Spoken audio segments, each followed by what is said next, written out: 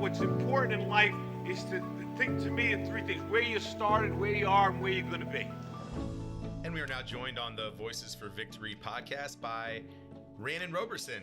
Rannen, thank you so much for joining us today to chat with us for a few minutes. Thank you for having me. So I want to start, Rannen, with where your cancer journey started. I think you were around your 36th birthday when you were diagnosed with testicular cancer. Walk us through what led to you first getting checked out and how you got that initial diagnosis. Yeah, it was right around my 36th birthday, as you said. A couple months or about a month or two prior, I went for a normal checkup for the doctor. She didn't feel anything at the time, and so she said, give it a few months, and if it continues, then let me know. And so essentially, what brought it to my attention was my son. He was 2 years old at the time, and I'd pick him up. I normally did pick up and drop off at daycare, and he'd run up and daddy, daddy, daddy, at the end of the day, and hug my leg. But his head would graze my testicles. And after a few times, I started feeling like a dull ache, and I was like, all right, something's not right. So that quickly it just kept happening. Wouldn't be persistent, but it just kept happening. So that's what made me mention it in my checkup with the doctor. And after a month of just kind of watching and waiting, I made another appointment with the doctor and said it hasn't gone away, so I'd like to come back in. And she said, okay. And we went back in, and then I did an MRI. That MRI showed that I had multiple masses on my right testicle and increased blood flow. And the road started from there. So what, I think it's interesting. I talk to people who are usually it's younger guys, right? Who, when I talked about this, they say what you said, and they felt something, and they went and mentioned it to their doctor. But there's always, I think, especially with young guys, that thought of, I'm fine, I don't need to go to the doctor. Was there that sort of in your head at all? Like, it's probably not a big deal. Did that cross your mind at all? And, thank goodness you did go get it checked out. But was there that at all that you had to deal with when you first noticed something was going on? Well, I mean, with testicular cancer, I know that I had heard prior to being diagnosed that it was more the ages of like 24 to 33. And me being 36, I was like, it probably isn't. But, I did the same checks that we all were raised to do in the shower. And I didn't feel what I thought to be testicular cancer. So really, I'd already started doing checkups with the doctor. To be brutally honest, crazy scenario. At 33, I had a stroke. They have no clue why I had a stroke. They still to this day are just like, I don't know. We just think it might be high blood pressure because as an African American, typically you have high blood pressure. But I hadn't seen a doctor up until that time. We were just about to have my son born, and my wife was like, go get a checkup. You need to go get checked up. And I'm like, okay, fine. And I just picked a doctor that she's seen, and that's how I started going to see the doctor. And so I saw that doctor once before I had that stroke. That came out of nowhere. And so then I have to go every 6 months after the stroke just for a checkup. So to be honest, I got lucky and went in once before the stroke. Didn't prevent anything, but post-stroke at 33 years old, you're just like, all right, well, I'm going to go do my checkups. But feeling the pain and feeling the ache, I'm with you, Mick. I was one of those people that was like, it probably isn't that serious. It probably isn't that bad. Even when I went in, I said, I looked up the symptoms for testicular cancer. I don't think I meet them. And the doctor, she agreed with me at the time. She was like, no, I don't think you do. And I don't really feel what I would believe to be testicular cancer. And then the next time I visited, she was like, let's get an MRI to be sure. And there it is. So I don't know. If that answers your question, I hope it does. It does. And that's wild. Everything you'd been through already before the cancer diagnosis even comes to you. So you do get the diagnosis eventually that it is testicular cancer, despite what you and your doctor initially thought. What was the sort of game plan initially on the diagnosis? What did they think the outlook was? What was the treatment plan? What did you kind of jump into? All right. Yeah. So I got the first diagnosis, but that when she read the MRI reports, she just was like, "It looks to be cancerous." That was the only answer. That's all I got at that point. Um, she said, "I'm gonna send you over to our urology group, but you won't be able to meet with them for 4 weeks." And I flipped. I was like, hold on. You just told me that I have cancer and I got to wait 4 weeks before I see anyone. And just just such a blessing that I work at Cincinnati. So I just went straight downstairs, talked to the doctor that works with our student athletes. And I was like, hey, doc, look, this is what I just got. This is news I just got. Do you have a recommendation? And he sent me to one of the best urologists in the city of Cincinnati, and I got in within 2 weeks. And I sat down with him, and that gentleman felt around, and he was like, "Absolutely feels like testicular cancer to me." And he had obviously a better understanding of what it would feel like. And so the first thing you do with testicular cancer is you remove the testicle. So I prepared for surgery, and at that point you're still blind to it. You don't really know. You want to know what stage am I, or you want to know what type of cancer it is, or you want to know, is this all I got to do? But those things can't be answered with cancer, and that's the hardest thing. Is like people always ask, like, what stage would it be, and what kind of cancer, or all those questions, and you don't have those answers until after the surgery. So then after the surgery, I did my recovery. Um, that was the end of 2021, the end of the season. So it was like graduation time of the 2021 season.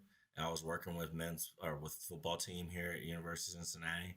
So I just basically disappeared during our finals week um, to do my surgery. And then as soon as I bounced, as soon as I got to the end of the recovery was when the pathology report came back for what type of cancer it was.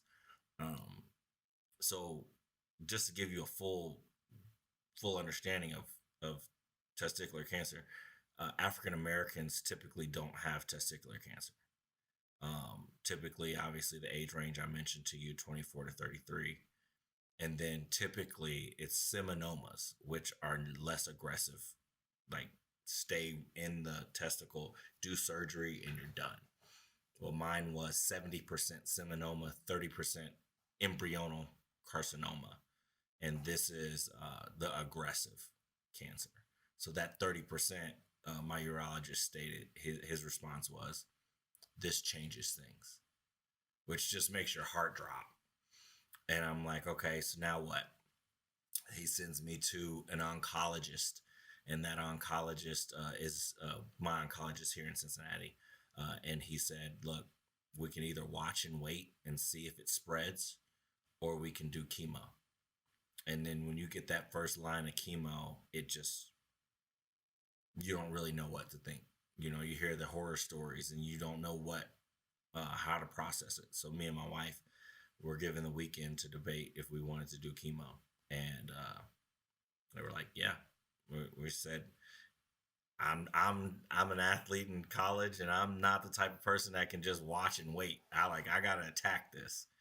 And that's when we decided to do chemo, and so we did three. It started off 2 rounds, but it inevitably, based off of his research, it was 3 rounds of chemo. And that's where we got to by the mid-April. So you mentioned it, Rannen, and I was gonna ask you about this, but that athlete mentality that you mentioned, I feel like every athlete has it. You played in college, played football. Was that sort of that mentality, whether it's competitiveness or like having to take things into your own hands. Did you feel like that sort of played a big role in your decision to say, this is something we got to take on? And I don't know, how did that play a role in sort of the decision making for you?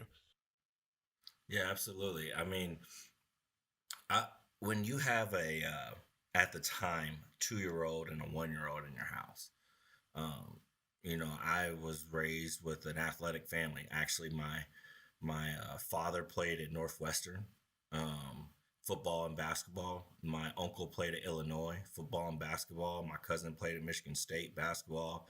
I was the disappointment at Western Kentucky. So I mean, playing football in college was just, obviously, it was kind of in my DNA. But that mentality of like, you know what, it's just grind season. It felt like it was summer grind time. Like it wasn't in season workouts. It wasn't postseason. It was summer, hot sun, just sweating, doing yoga on a turf field and looking at offensive linemen's butt cracks. Like, you just grind through it. It's just not the best time, but that you're looking forward to season. So I know that when I was diagnosed, it was like, it was shocking. You immediately are just like, well, what does this mean? There's so many times where you get a cancer diagnosis and you don't know what stage you're in, and you're just terrified they're going to say something like, you're stage 4 and you're going to die 3 weeks from now. You know what I mean? You just think of those horror stories. I couldn't help but have moments where you thought like that. But for the most part, it was just like, all right, it's time to grind. And the moment that I found out that the surgery didn't fix it, because I actually had, this is crazy, crazy, crazy, but I had 2 people in my life that I knew, and I had their cell phone numbers, that have that have had testicular cancer. One individual did the surgery and was done. The other individual actually went through all of the exact same procedures that I inevitably did. So I had one person that's done the worst of the worst treatment, and then I had another person that just did the minimum treatment. And so the moment I passed that surgery point, that individual that did the minimum treatment, he didn't even know how to talk to me about how things were going. So I mean, I really just leaned on my wife, and we both were just like, how can we attack this as aggressively as possible, so that we can be here for our children, or I can be here for our children. Yeah, and obviously, when you become a parent, I have 2 young kids as well. That's the first thought, right? Is how do you support and be there for your kids? How has that been through this process? Just dealing with, I think your kids are still pretty young, so I'm not sure they quite understand what you're going through. But how have you dealt with that? With sort of, have you talked to your kids at all about what dad's going through, or how have you guys kind of handled that? Yeah. There's actually a pretty cool picture that we have of my son, because I always used to cut his hair. I still do, but he said one day when I was getting ready to cut his hair that he wanted his hair like daddy's. And it was after I had lost all my hair due to my 3 rounds of chemo. And talk about a moving moment, where your just kid doesn't know what he said, but he says something like that. So I have a picture of me and him, and he's had a shaved head, and he was so excited to look like daddy. And it just it's been a very difficult part of the process, but such a blessing, because you start to look at your children in a way that you don't every day. So through the 3 months of chemo, what was crazy was like, I had to, we basically set myself up a little living room in the basement, because my immune system was so low, and our kids are germ pits. I couldn't talk, I couldn't engage with our kids most of the time. So they would come home from school, I'd wave at them and just say hi, how was your day, from downstairs. And then they would go upstairs, they'd eat, and then they'd take a bath. And after their bath time, I'd go upstairs with a mask on and I'd read a book with them and tell them how much I love them. And that was all the time I got with my kids. Like, I couldn't pick up or drop off in that time frame because obviously daycares. So it was just really difficult to kind of push through. You want to just love on them because you know you're going through a very difficult time, but I couldn't. So that was really difficult for us. But I remember once one Saturday, I think it was, no, it was like a weekday. My wife went to go pick up the kids, and she was like, "I'm just gonna take them straight to the swimming pool, because there's a swimming pool about a block away from our house." And so she was like, "I'm just gonna take them to the swimming pool right when we come back." And I was like, "Okay." And I didn't tell her, but I was really sad because I wanted to at least just say hi to them, even though it sounds so small and minute. I wanted that. So I was like, you know what? I'm feeling good today. I like the cancer's not like the chemo isn't kicking my butt today. So I said, you know what? I'm going to go to the swimming pool. Now, when you're in the middle of chemo, the sun feels like it's just going to burn a hole through your body. Like you just feel exhausted the moment it hits your skin. And I was like, I'm going to tough through it. I'm going to tough through it. So I walked a block to the swimming pool. And I got there, and I mean, they were so excited. I mean, "Daddy, Daddy, Daddy, watch me jump in the pool." And so my 3-year-old's diving in, and my 2-year-old daughter, she's jumping in too. And I'm like, oh my gosh, like, I can't believe they're like actually jumping in right now. Like, and you know, I was so excited. I was like, give them high fives. And then we were about to leave, and my wife was like, well, we're going to drive back. Do you want to ride? And I was like, macho man, like, no, I'm going to walk back. I got this. And I walked back and got back before they did. And I immediately started having cold chills. And my temperature went up to 100.6. And if you get above 1.4, you have to call the doctor. 100.4. And so I called the doctor, or my wife called the doctor, and they were like, go to the ER immediately. And I'm like, dang it. And so then I spent the night in the ER. Wow. You know, just, you know, that passion to spend time with your kids. But I mean, it changed. It changed when I got to the later treatments, because we're not even there yet in the story. But when we got to the later treatments, how you view your kids and your relationship with your kids and that desire to fight and be in their lives,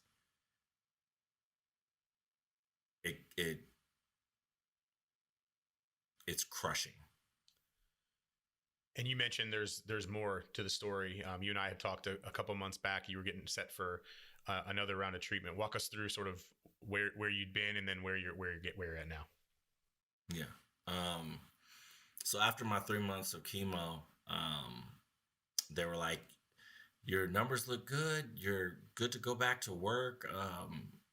Go ahead and live your life, and we'll do scans in 3 months. And I was like, okay, great. And so I came back to work. Hair grew back. Was feeling like a normal person again. And then my scan showed that the cancer had moved to my lymph nodes, in my midsection. And so retroperitoneal lymph node dissection is the surgery that you need to do next. And the specialists are in Indianapolis. IU Health has Dr. Einhorn, who did the same, who's worked with Lance Armstrong. So, I mean, they're the best in the business. Like, if you get testicular cancer, that's the place to be.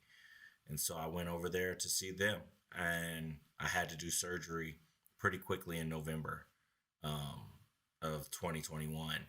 Uh, and so I got in there. It was a 40% chance that it was going to work. They took out 32 lymph nodes from my midsection. 8 of them were riddled with cancer. Um, and then they did another scan, and they were like, it didn't get it all. And the cancer had then, after my healing, had moved to my lungs. And so now it's in my lungs. So now I started off stage 1B, when I was diagnosed with cancer. And now I'm at stage 3. And stage 3 is the worst you can get in testicular cancer.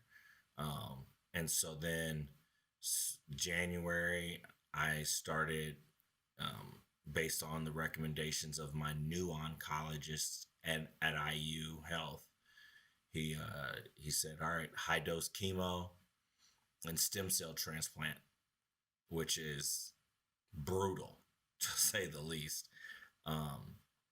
The high dose chemo I've received for 3 days. And then after day 5, I received my stem cells back. So working up to that date, my wife had to give me what was called Neupogen shots. So she gave me 2 shots in my thigh every night for like 6 days prior to me going down to Indy. And so it would pump up my white blood cells in my immune system. So then when I got there, they just took out my blood and took the stem cells out of my blood. The stem cells then were given back to me after I received 3 days of high dose chemotherapy.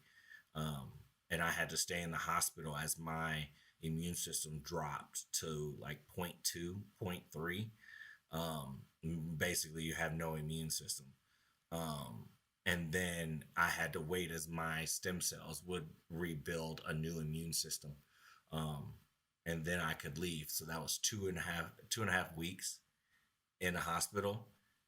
And I had to do 2 rounds of it.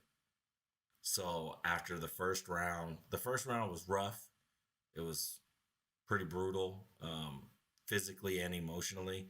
But my battle was more emotional than it was physical. I had a lot of pain, but a lot of midsection pain. But the mental was very difficult. And then the second round, I fell hard to the mental battle, anxiety, just wanting to get out. 2.5 weeks, you just begin to start going stir crazy, talking to your kids, and just all you get to do is just say goodnight. I just, like, my son needed a haircut, and he had to go to a barber for the first time.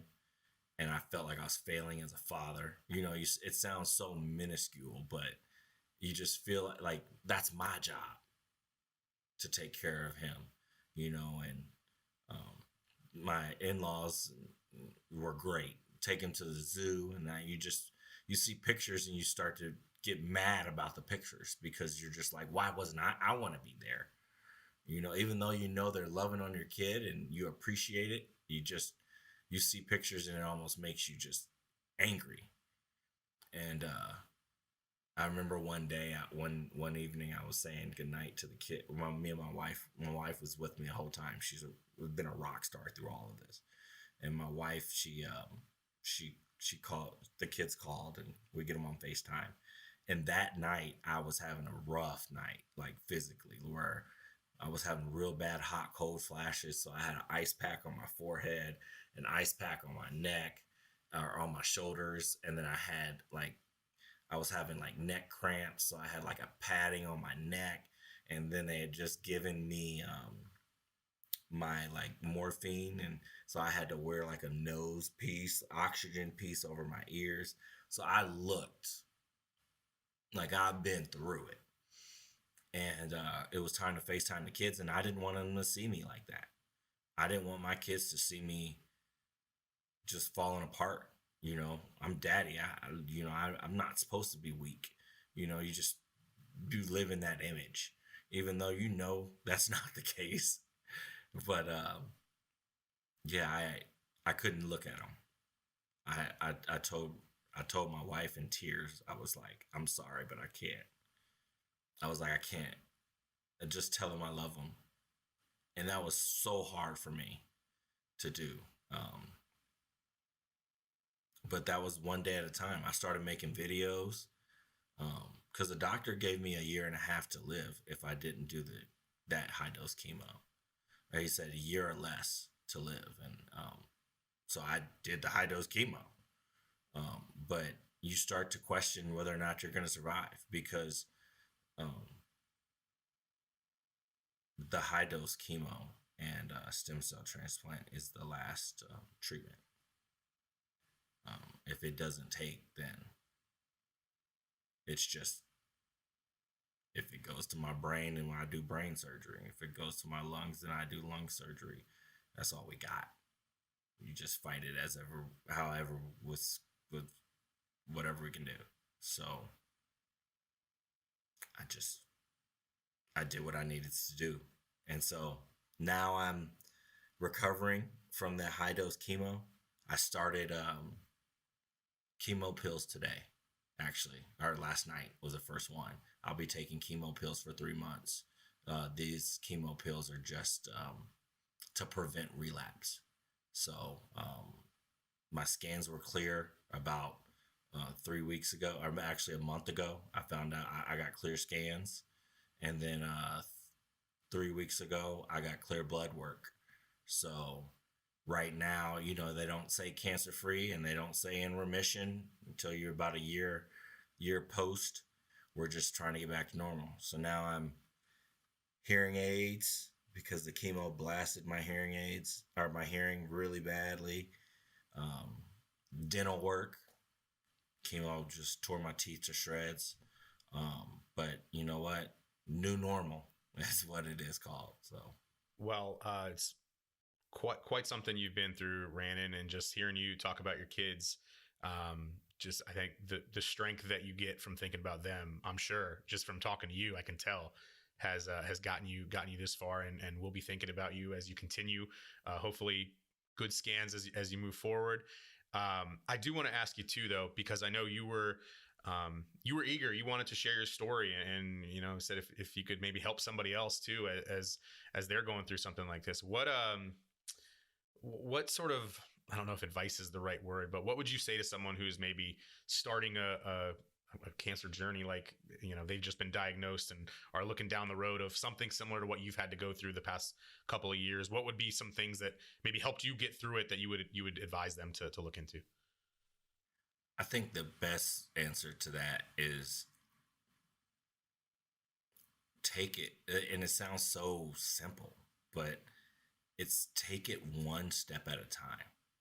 Because that was where we were, me and my wife. Like, soon as you hear cancer, you jump to like so many conclusions. And like, for example, when you do blood work nowadays, back in the day, you'd wait for your doctor to call and tell you how the blood work turned out.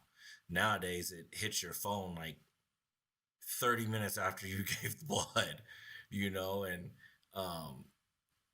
that rocked us a couple times, because you get all of the results back and you try to start researching it and start trying to figure it out what everything means. And sometimes you'll drive yourself absolutely mad trying to find out information that you just need to be patient with. Wait till you go see the doctor, and that's just one actual physical example of just taking it one step at a time. But like for us, as soon as we found out, we wanted to know what kind of cancer it was, what stage it is, like how aggressive is it, what's the likelihood. Like, you start to look up success rates, death rates. And I remember deep in one night, it was like 11 o'clock at night. Everybody had went to bed. And I was just sitting there, and I searched, how does cancer kill you? Because I wanted to prepare myself if this cancer was going to kill me, like what my end of days were going to look like. That's how deep you get.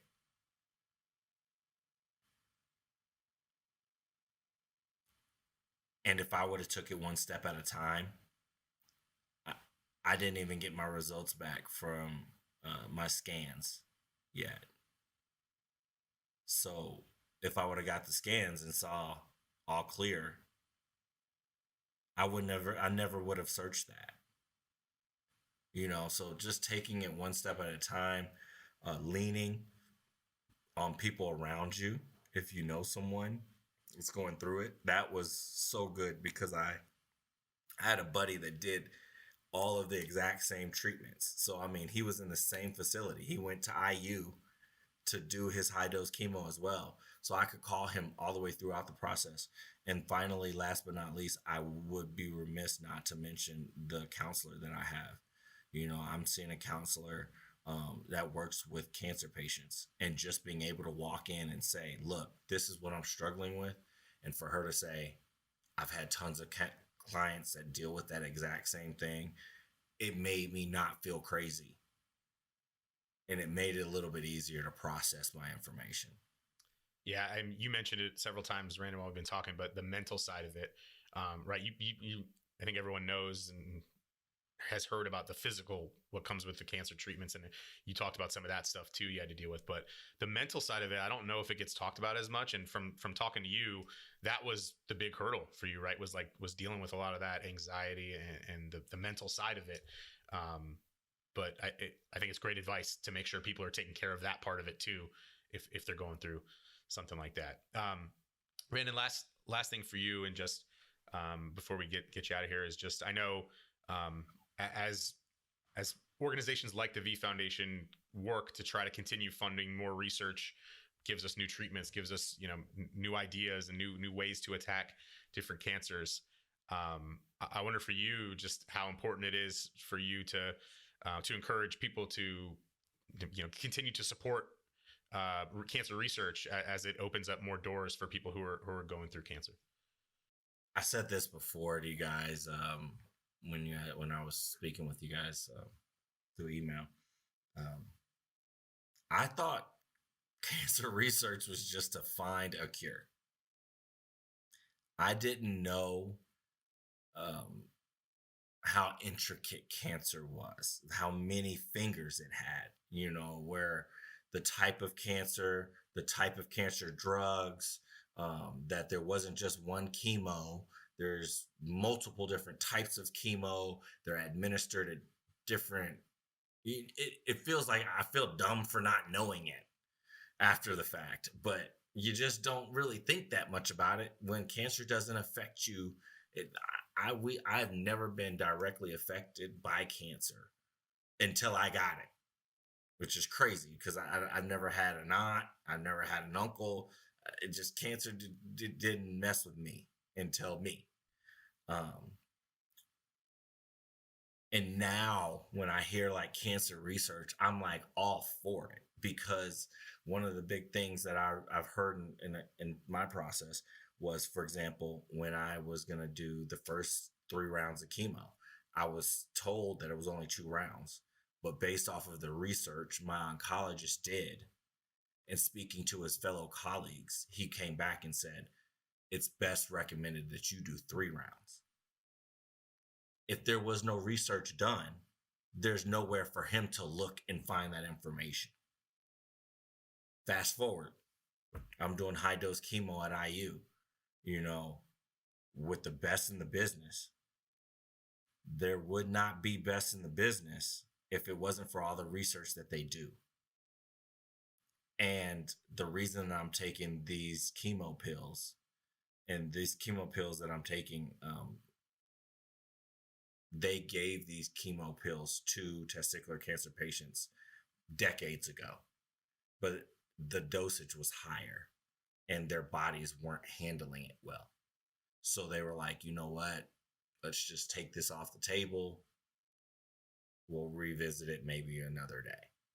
Well, they looked at the data decades later and they saw that it was really helping those individuals that were able to take the pill. And so I'm now in a clinical trial where I'm taking the pill to lower my likelihood of relapse. I'm literally doing the research. I'm in the research right now. So I am trying. And they were like, do you want to be a part of this clinical trial? And I'm like, yeah. Like, and what I'm doing, yeah, it hopefully will help me, but the research that I'm participating in will help somebody in the future. So I'm trying to do my part already right now to help with that cancer research. And anybody that you you don't realize how much cancer can rock your household until it starts to rock your household, and if we're not empathetic of other people, then what are we doing? you know we didn't see it rocking our house like it has. I mean, talk about conversations that I've had to have with, like, my father-in-law. Like, hey, look, if I don't make it, I'm sorry that I'm not. I had to have a conversation, like, just for my own well-being. I had to tell my father-in-law, I'm sorry, but I feel like I'm letting your daughter down because I'm the one with cancer and she is stressed out because of it. Is that fair? No. But at the same time, it's the type of conversation, like, talk about rocking your house. Well, Rannen, we can't thank you enough for sharing your story with us. Again, if it helps somebody else who's going through it to listen to what you have to say, I think some important stories of ways to kind of to help yourself get through the tougher times. The stories of you with your kids are I think motivating and inspiring for anyone else who's going through this. So thank you. Best of luck to you as you continue through this, man. We got our fingers crossed for you. We're thinking about you. And hey, man, let's have you back on again. This time next year, man. We'll talk a little bit. We'll talk a little bit of Cincinnati football. Oh yeah, and we'll have you back on again. I look forward to it, and thank you very much for taking the time or letting me speak and tell my end of the story, and continue the work that you guys are doing, because it's for the better for every single person on the place of this planet, because cancer's not going away. Well, Rannen, thanks again for joining us, and we'll talk to you again soon. Thank you.